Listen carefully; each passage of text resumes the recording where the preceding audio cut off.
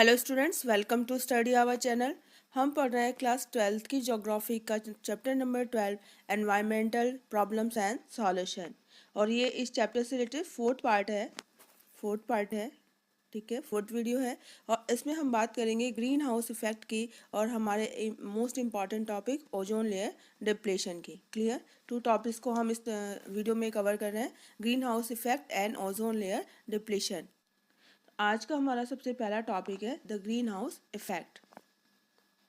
तो इसमें सबसे पहले हम डिस्कस करेंगे कि what does greenhouse effect mean, यानी ग्रीन हाउस इफेक्ट का मीन क्या है, इसका मतलब क्या होता है, and what are the sources of greenhouse effect. Greenhouse effect के सोर्सेज क्या हैं या उसकी कॉजेज क्या हैं। Describe harmful consequences of greenhouse effect. Greenhouse effect के क्या क्या हार्मफुल कॉन्सिक्वेंसेज हैं और कैसे हम ग्रीन हाउस इफेक्ट को रोक सकते हैं, इसको प्रिवेंट कर सकते हैं, उसके लिए कौन कौन से मेजर्स है वो अडॉप्ट किए जाने चाहिए। तो ये हमारे इंपॉर्टेंट क्वेश्चन है related to greenhouse effect. तो सबसे पहले हम डिस्कस करते हैं कि what does greenhouse mean. Greenhouse का मतलब क्या है कि greenhouse effect is a natural process through which the increase presence of greenhouse gases like carbon dioxide यानी CO2, नाइट्रोजन ऑक्साइड यानी NO2 and methane in the atmosphere of the earth increases the temperature of the अर्थ। यानी greenhouse effect क्या है कि एक natural process है और इस नेचुरल प्रोसेस में जो हमारी अर्थ है उसके ऊपर CO2 यानी कार्बन डाइऑक्साइड एंड NO2 यानी नाइट्रोजन ऑक्साइड, इसके अलावा जो मीथेन गैस है उसने अर्थ का जो टेम्परेचर है उसको डे बाय डे क्या कर रहा है, इंक्रीज हो रहा है यानी बढ़ रहा है। ये जो गैसेज है कार्बन डाइऑक्साइड, नाइट्रोजन ऑक्साइड या मीथेन, इनको ग्रीन हाउस गैसेज कहते हैं।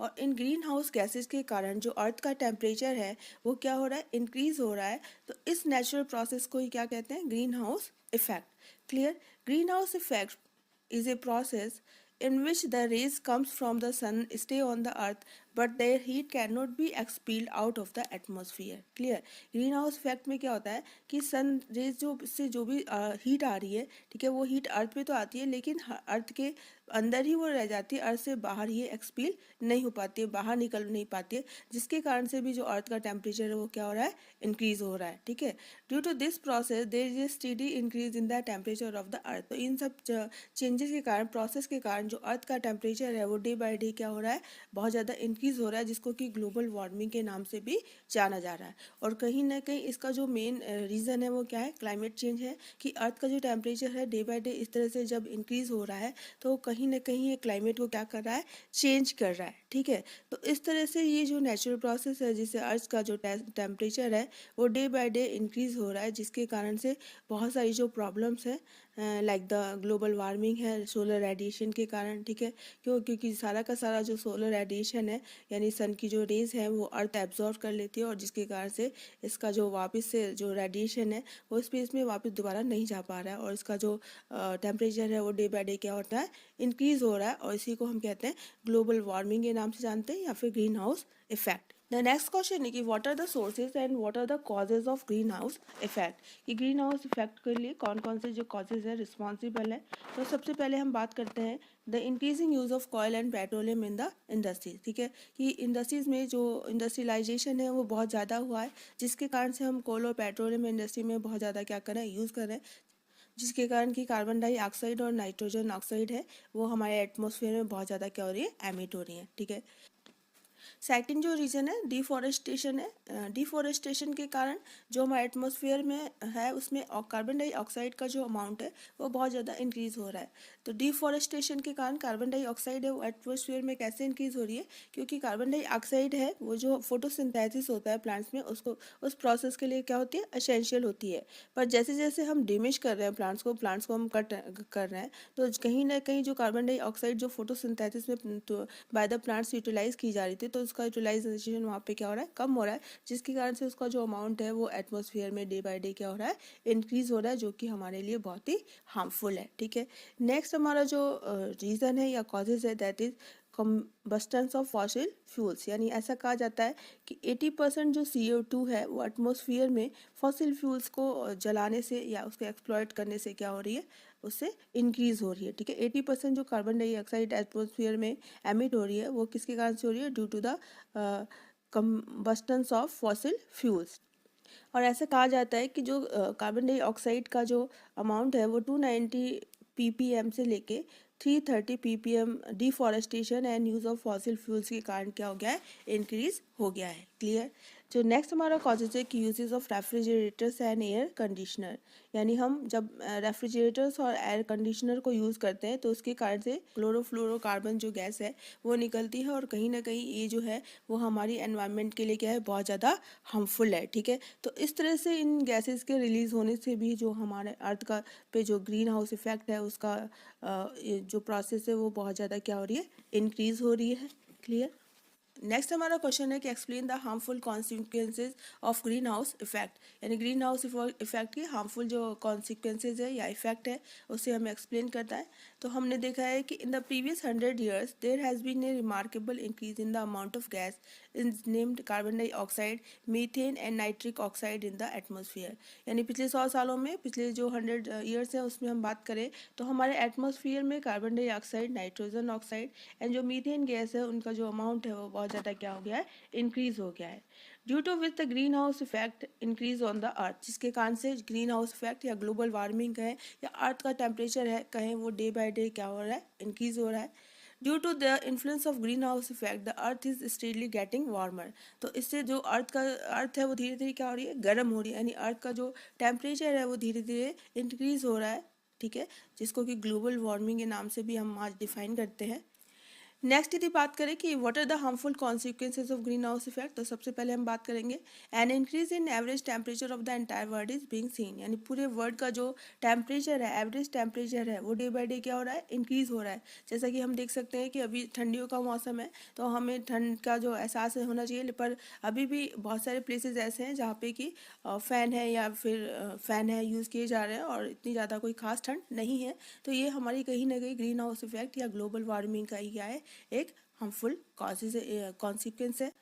The strong sunlight and the lack of oxygen are adversely affecting the growth of trees, जो स्ट्रॉन्ग सनरेज अर्थ पे आती हैं और लैक ऑफ ऑक्सीजन के कारण कहीं ना कहीं ये दोनों ही हमारी जो ट्रीज की ग्रोथ को है वो अफेक्ट कर रहे हैं। ठीक है, और प्रेजेंस ऑफ इसके साथ ही हमने क्या कर दिया है, डिफॉरेस्टेशन कर दिया है, तो जिसके कारण CO2 की जो प्रेजेंस है in the atmosphere day by day increase हो रही है। क्लियर। इसके साथ बात करें तो an impact of greenhouse effect, there will be flood in some areas, कुछ एरियाज में क्या आ सकती है, फ्लड यानी बाढ़ आ सकती है।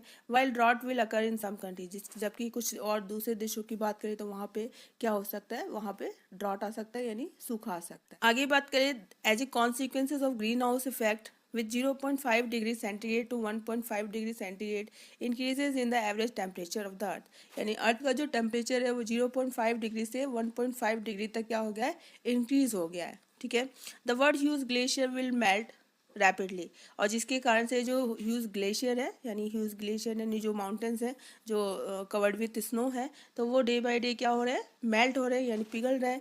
Due to which on the one hand flood will occur in some coastal areas, जिसके कारण से कुछ कोस्टल एरियाज में क्या आएगी, फ्लड आ सकता है यानी बाढ़ आ सकता है।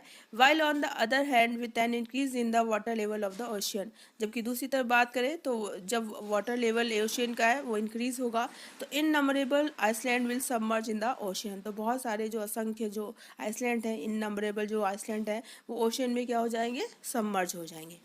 तो इस तरह से हम देखते हैं कि ग्रीन हाउस इफेक्ट के सबसे हार्मफुल कॉन्सिक्वेंसेज की बात करें तो अर्थ का जो टेम्परेचर है वो 0.5 डिग्री से 1.5 डिग्री सेंटीग्रेड तक इंक्रीज हुआ है, जिसके कारण से जो ह्यूज ग्लेशियर है, जो माउंटेन्स है जो कि कवर्ड है विद द स्नो, वे क्या हो रहे हैं, मेल्ट हो रहे हैं यानी पिघल रहे हैं।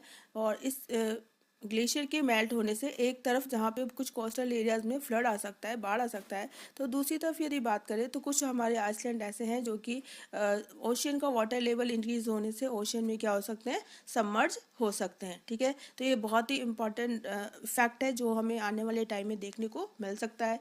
Changes will occur in the border of the world's important grassland, इसके साथ साथ जो वर्ल्ड्स के इंपॉर्टेंट ग्रासलैंड है उसमें भी हमें चेंजेस देखने को मिल सकते हैं। And forest areas and the possibilities of famine in desert area of Africa will increase, इसके साथ साथ जो अफ्रीका का डेजर्ट एरिया है उसमें भी हमें फेमाइन की पॉसिबिलिटीज है वो देखने को मिल सकती है। फर्दर यदि कॉन्सिक्वेंसेज की बात करें तो all this is likely to increase insect borne diseases specially malaria, और इन सब के कारण जो इंसेक्ट से रिलेटेड जितनी भी डिजीजेज हैं वो क्या होंगी, इंक्रीज होंगी। यदि हमें एज एग्जांपल की बात करें तो कौन सा है, malaria. Clear. Increasing global temperature will have adverse effect on 8% of the biodiversity of the world, और ये जो टेम्परेचर ये 80% है, 80% है। क्लियर। 80% जो बायोडाइवर्सिटी है उसको इफेक्ट किया है ग्लोबल टेम्परेचर ने, ठीक है। ग्लोबल या ग्रीन हाउस इफेक्ट में जो भी हमारा जो ग्लोबल टेम्परेचर है इंक्रीज हुआ है उसके कारण से 80% जो हमारी बायोडाइवर्सिटी है वो क्या हुई है, कहीं ना कहीं इफेक्ट हुई है।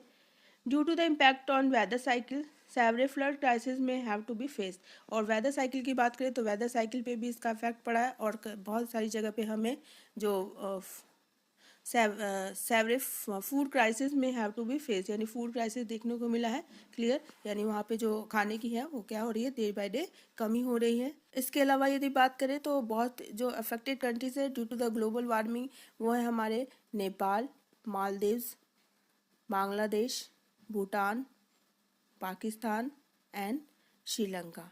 क्लियर। नेपाल, मालदीव, भूटान, बांग्लादेश, पाकिस्तान एंड श्रीलंका, ये जो कंट्रीज़ हैं 6 कंट्रीज़ हैं ग्लोबल वार्मिंग के कारण बहुत ज़्यादा क्या हुई हैं, इफेक्ट हुई हैं। इसके अलावा साइंटिस्ट हैं उन्होंने 9 रीजन्स हैं उनको क्लाइमेट चेंज के कारण से आइडेंटिफाई किया है, उसमें से इंडिया भी एक है। और ऐसा कहा जा रहा है कि आने वाले टाइम में इस ग्लोबल वार्मिंग के कारण यहाँ पे वेदर साइकिल के कारण जो स्कार्सिटी ऑफ फूड है वो देखी जा सकती है, यानी यहाँ पे फूड की क्या है, कमी है। तो इस तरह से इंडिया भी हमारा उसमें से एक है जिसमें कि due to the global warming scarcity of food है उसकी जो कंडीशन है वो देखी जा रही है।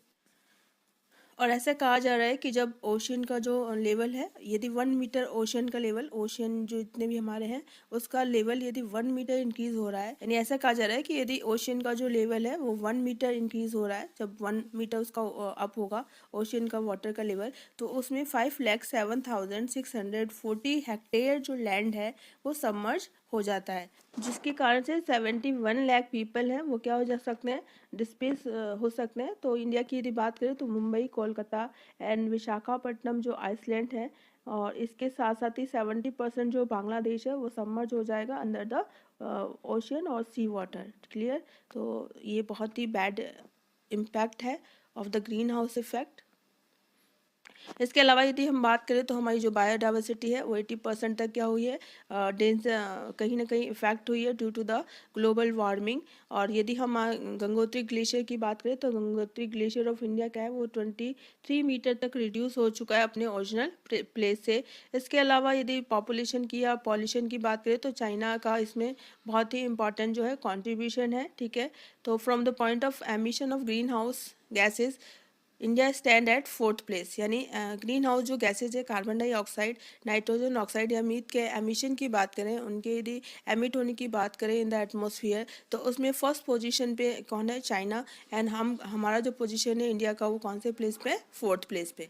ग्रीन हाउस जो गैसेज है लाइक CO2 है, NO2 है, नाइट्रोजन ऑक्साइड है या मीथेन की बात करें तो इनके एमिशन में नंबर 1 पे है चाइना, ठीक है। चाइना कंट्री सबसे ज़्यादा पॉल्यूशन क्रिएट करती है। और इंडिया की बात करें तो इंडिया इसमें 4th प्लेस पे, यानी हमारी पोजीशन कौन से नंबर पे, 4th प्लेस पे। क्लियर। तो ये कहीं ना कहीं हमको बताता है कि हमें इस जो ग्रीन हाउस इफेक्ट है उसको क्या करना है, रिड्यूस करना है। तो अब हम बात करेंगे कि कौन से मेजर्स हैं जिसके कारण से ग्रीन हाउस जो इफेक्ट है उसको हम डिक्रीज कर सकते हैं। तो नेक्स्ट हमारा टॉपिक है measure to reduce greenhouse effect, ठीक है, कि हम ग्रीन हाउस इफेक्ट को कैसे रिड्यूस कर सकते हैं। तो सबसे पहले बात करेंगे कि lace use of fossil fuels, यानी फॉसिल फ्यूल्स का कम से कम यूज़ करें ताकि उनका एक्सप्लोटेशन कम होगा, जिससे कि ग्रीन हाउस जो गैसेज है उनको जो एमिशन है वो भी क्या होगा, डिक्रीज होगा। इसके साथ साथ ही ज़्यादा से ज़्यादा एफोरेस्टेशन करें, प्लांटेशन करें, ठीक है, ताकि जो हमारा एटमॉस्फेयर है उसमें कार्बन डाइऑक्साइड का जो लेवल है, जो बैलेंस है वो क्या रहे, मेंटेन रहे। इसके साथ साथ ही जो रेफ्रिजरेटर्स हैं या फिर एयर कंडीशनर है उनका यूज़ है वो कम से कम किया जाना चाहिए, ताकि एटमॉस्फेयर में जो क्लोरोफ्लोरोकार्बन है उसका जो एमिशन है वो बहुत ही कम हो या ना के बराबर हो। तो क्लोरोफ्लोरोकार्बन का जो एमिटिंग है उसको कहीं ना कहीं बैन किया जाना चाहिए, ताकि ग्लोबल वार्मिंग से होने वाले हार्मफुल कॉन्सिक्वेंसेस से पूरे अर्थ को क्या किया जा सके, प्रोटेक्ट किया जा सके। तो स्टूडेंट्स ये था हमारा topic related to greenhouse effect, जिसमें हमने what is mean of greenhouse effect को समझा।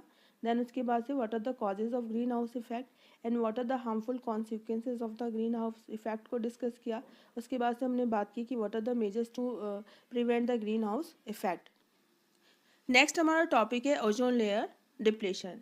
तो यदि हम बात करें तो जैसे हम अर्थ की लेयर की बात करते हैं, ट्रोपोस्फेयर के बाद स्ट्रेटोस्फेयर हमारी सेकंड लेयर है, और स्ट्रेटोस्फेयर में 15 से लेके 35 किलोमीटर, ठीक है, 15 से लेके 35 किलोमीटर का जो लोअर पार्ट होता है स्ट्रेटोस्फेयर का, उसको हम कहते हैं ओजोन लेयर, ठीक है। और यहाँ पे जो ओजोन लेयर का जो कॉन्सेंट्रेशन है वो बहुत ज़्यादा होता है। कॉन्सेंट्रेशन इन ओजोन लेयर का जो वॉल्यूम है, जो उसका कॉन्सेंट्रेशन है, वो बहुत ज़्यादा मात्रा में ओजोन लेयर है वो इस एरिया में पाई जाती है, ठीक है। और ये जो गैस है एक प्रोटेक्ट शील्ड की तरह काम करती है, जो कि अल्ट्रा वायलेट सन की अल्ट्रा वायलेट जो रेज होती हैं उसको अर्थ तक आने में क्या करती हैं, उसको बैन करती हैं, उसको अलाउ नहीं करती हैं। यानी कहीं ना कहीं जो सन की जो हार्मफुल अल्ट्रा वायलेट रेज हैं उसको अर्थ पे आने से रोकने में जो ये ओजोन लेयर है उसका बहुत ही इंपॉर्टेंट रोल है। ये एक प्रोटेक्शन शील्ड की तरह काम करती है। डे बाय डे जो हमारा जो कॉन्सेंट्रेशन है ओजोन गैस का ओजोन लेयर में, ये क्या हो रहा है, ये बहुत ही ज़्यादा डिक्रीज हो रहा है, ठीक है। और ये जो कॉन्सेंट्रेशन जो जब डिक्रीज हो रहा है तो इस कॉन्सेंट्रेशन के डिक्रीशन को ही ओजोन लेयर डिप्लीशन और ओजोन होल के नाम से जाना जा रहा है, कि कहीं ना कहीं ये जो कॉन्सेंट्रेशन है ओजोन गैस का O3 का इन द स्ट्रेटोस्फेयर, तो ये कॉन्सेंट्रेशन इसका कम होने के कारण ही जो अल्ट्रा वायलेट रेज हैं उसको ये प्रोटेक्ट नहीं कर पा रही है, और कहीं ना कहीं जो सन की जो अल्ट्रा वायलेट रेज हैं वो अर्थ पे आ रही हैं, और जिसके कारण से बहुत सारी जो स्किन डिजीजेस हैं वो हमें हो रही हैं। तो इस कॉन्सेंट्रेशन के कम होने को ही क्या कहते हैं, ओजोन लेयर डिप्लीशन और ओजोन होल। क्लियर। सबसे पहले हम बात करते हैं कि ओजोन लेयर क्या है। कि यदि हम अर्थ के लेयर्स की बात करें तो ट्रोपोस्फेयर के बाद 15 से लेके 35 किलोमीटर तक का जो लोअर लेवल है वो ओजोन लेयर के नाम से जाना जाता है। क्यों? क्योंकि यहाँ पे जो ओजोन लेयर यानी O3 का जो कॉन्सेंट्रेशन है वो बहुत ही ज़्यादा होता है, ठीक है। तो ओजोन लेयर में जो absorb high energy ultraviolet rays of sunlight, ozone layer क्या करती है, जो सन से हाई एनर्जी वाली अल्ट्रा वायलेट रेज आती है उनको एब्जॉर्ब करती है, और इन हार्मफुल रेज को अर्थ पे पहुँचने से क्या करती है, बैन करती है। ये जो ओजोन लेयर है सन से आने वाली जो अल्ट्रा वायलेट रेज है उनको क्या करती है, एब्जॉर्ब कर लेती है, जिसके कारण से जो ह्यूमन बींग्स और लिविंग ऑर्गेनिम्स की हेल्थ को जो हार्मफुल इफेक्ट होने वाले होते हैं वो नहीं हो पाते हैं, ठीक है। तो इस तरह से ओजोन लेयर को अर्थ का प्रोटेक्टिव शील्ड है वो कहा जाता है, ये शील्ड होगा, ठीक है, अर्थ का प्रोटेक्टिव शील्ड कहा जाता है। Clear. The next question is कि what is ozone layer depletion. तो जैसा कि इससे पहले भी हमने डिस्कस किया, तो पर डिकेड की बात करें तो पर डिकेड ओजोन लेयर में से 4% जो ओजोन गैस है उसका टोटल अमाउंट है वो क्या हो रहा है, डे बाय डे डिक्रीज हो रहा है, कम हो रहा है। और इस ओजोन लेयर में अंटार्कटिका कॉन्टिनेंट, ऑस्ट्रेलिया और न्यूजीलैंड में भी होल्स देखे जा रहे हैं। यानी कहीं ना कहीं ओजोन लेयर में जो ओजोन गैस का O3 का जो कॉन्सेंट्रेशन है वो डिक्रीज हो रहा है डे बाय डे। और इसी तरह का जो ओजोन होल है वो कहाँ देखा जा रहा है, नॉर्थ पोल में देखा गया है ड्यूरिंग द स्प्रिंग सीजन। तो कहीं ना कहीं ये जो ओजोन होल है या ओजोन लेयर डिप्लीशन है उसके कारण से हार्मफुल इफेक्ट है या जो स्किन रिलेटेड डिजीजेज है वो ह्यूमन बींग को क्या करनी पड़ रही है, फेस करनी पड़ रही है। तो causes of ozone layer depletion, अब हम बात करते हैं कि ओजोन लेयर का ये जो डिप्लीशन है या ओजोन गैस का जो कॉन्सेंट्रेशन है ओजोन लेयर में पर डिकेट्स या पर ईयर कम हो रहा है, तो इसका क्या कॉजेज है, क्या कारण है, तो उसकी हम बात करते हैं। In the last 50 years human have disturb the perfect balance of nature by releasing harmful gases and chemicals in the atmosphere. यानी पिछले 50 सालों में बात करें तो ह्यूमन बींग ने हमारे जो नेचर का जो बैलेंस है उसको क्या किया है, डिस्टर्ब किया है। और कैसे डिस्टर्ब किया है कि हमारा जो एटमॉस्फेयर है उसमें बहुत सारी हार्मफुल और केमिकल जो गैसेज है उनको रिलीज करके, ठीक है। Due to with the life saving ozone layer O3 is continuously depleting, जिसके कारण से जो हमारी लाइफ सेविंग या जिसको प्रोटेक्टिव शील्ड ऑफ अर्थ कहा जाता है ओजोन लेयर यानी O3 जो गैस है हमारी कंटिन्यूसली क्या हो रही है, डिप्लीट हो रही है यानी कम हो रही है। Halogenic gases and primarily responsible for the depletion and destruction of ozone gas in the ozone layer। इसके साथ साथ ही जितनी भी हेलोजेनिक गैसेज हैं वो भी रिस्पॉन्सिबल है ओजोन गैस लेयर में ओजोन गैस के डिस्ट्रक्शन और डिप्लेशन के लिए, ठीक है। इसके अलावा जो क्लोरोफ्लोरोकार्बन गैसेज हैं, क्लोरीन है, ब्रोमीन है, मिथाइल क्लोरोफॉर्म है या कार्बन टेट्रा क्लोराइड है, ये जो मेजर गैसेज हैं these are also responsible for the ozone layer depletion. Clear? Chlorofluorocarbon, chlorine, bromine, methyl and chloroform and carbon tetrachloride. ऐसा कहा जाता है कि ओजोन लेयर में the diffusion of one atom of chlorine यानी जब एक क्लोरीन का एटम डिफ्यूज होता है तो उससे कितने सारे ओजोन जो मॉलिक्यूल्स है वो डिस्ट्रॉय होते हैं, तो 1 लाख। यानी एटमॉस्फेयर में जब एक क्लोरीन का एटम डिफ्यूज होगा तो उससे हमारे जो ओजोन मॉलिक्यूल्स है 1 लाख ओजोन मॉलिक्यूल डिस्ट्रॉय हो जाते हैं। यानी हमारी जो क्लोरीन गैस है वो इतनी ज़्यादा हार्मफुल है for the ozone gas. Clear? The atom of chlorine are formed by this integration of chlorofluorocarbon, ये 2 बार आ चुका है, ठीक है। जो क्लोरीन है वो कैसे बनती है? तो क्लोरीन जो अल्ट्रावायलेट जो रेज हैं उनके साथ से मिलती है तो क्लोरोफ्लोरोकार्बन में वो क्या हो जाती है? कन्वर्ट हो जाती है। और इसके साथ साथ ही जो क्लोरीन है वो क्या होती है? डिफ्यूज़ होती है। और ये कहीं ना कहीं क्लोरीन है वो क्लोरीन एटमॉस्फेयर में मिलके हमारी जो ओजोन गैस है, ओजोन मॉलिक्यूल्स है, उनको डिस्ट्रॉय करती है। ठीक है। इस क्लोरीन के अलावा यदि ब्रोमीन की बात करें तो ब्रोमीन की जो एटम है वो भी कहीं ना कहीं ओजोन के मॉलिक्यूल्स को डिस्ट्रॉय करते हैं, जिसके कारण से ओजोन लेयर में जो ओजोन गैस है उसका जो कॉन्सेंट्रेशन है वो डे बाय डे क्या हो रहा है? डिक्रीज हो रहा है। और जिसके कारण से ओजोन लेयर है वो हमारी डिप्लीट हो रही है, यानी उसमें उसकी जो मोटाई है, उसकी जो विड्थ है वो डे बाय डे क्या हो रही है? डिक्रीज हो रही है। अब हम बात करते हैं कि what is the effect of ozone layer depletion, यानी ये ओजोन लेयर, ये जो प्रोटेक्शन शील्ड है अर्थ की, यदि ये डिक्रीज हो जाएगी, डिप्लीट हो जाएगी, धीरे धीरे कम हो रही है, तो इसका क्या इफेक्ट है वो ह्यूमन बीइंग या फिर जितने भी लिविंग ऑर्गेनिज्म है उसको देखना पड़ेगा। तो हम बात करते हैं सबसे पहले जो हमारी स्किन रिलेटेड डिजीजेज है, जैसे हम बात करें स्किन कैंसर है, वो ओजोन लेयर डिप्लीशन के कारण से ही बहुत लार्ज नंबर में इंक्रीज हो रहा है। इसके अलावा अल्ट्रावायलेट रेज है वो भी एडवर्स इफेक्ट डालेंगी। इसके साथ ह्यूमन बींग्स और लिविंग ऑर्गेनिज्म की जो रेजिस्टेंस है, जो इम्यूनिटी कैपेबिलिटी है, वो क्या हो जाएगी? डे बाय डे डिक्रीज हो जाएगी। ठीक है। इसके अलावा यदि बात करें तो day by day ozone layer depletion के कारण जो अर्थ का टेम्परेचर है नियर द इक्वेटर क्या हो रहा है? इंक्रीज हो रहा है। इसके साथ ही जो अल्ट्रावायलेट रेज हैं are destroying planktons of the sea water. Sea water में जो प्लैंक्टन पाए जाते हैं जो कि फिशेज की ग्रोथ के लिए बहुत ज़्यादा इंपॉर्टेंट होते हैं, तो अल्ट्रावायलेट रेज कहीं ना कहीं उनको डिस्ट्रॉय कर रही है, जिसके कारण से जो सी वाटर है उस पर भी जो एडवर्स इफेक्ट है वो देखने को मिला। सी फूड चैन है वो उसको भी कहीं ना कहीं ये क्या कर रही है? डिस्टर्ब कर रही है। इसके साथ ही अल्ट्रावायलेट रेज के कारण जो हमारी क्रॉप्स है, जो वेजिटेशन है, उसकी क्वांटिटी और क्वालिटी पे भी क्या होगा? इसका इफेक्ट, इसका इन्फ्लुएंस हमें देखने को मिलेगा। तो स्टूडेंट ये थे आज के हमारे topic related to ozone layer depletion and greenhouse effect. I hope आपको ये टॉपिक अच्छे से समझ में आए होंगे। फिर भी यदि इन टॉपिक से रिगार्डिंग आपकी कोई डाउट्स हो, क्वेरीज हो, प्रॉब्लम्स हो, तो आप कमेंट बॉक्स में कमेंट करके मुझसे पूछ सकते हैं। I will try to sort out your problem. And if you like the video please like, share and subscribe. And thank you for watching the video. तो मिलते हैं हमारी नेक्स्ट ऑनलाइन क्लास में एक नए टॉपिक के साथ। Thank you very much.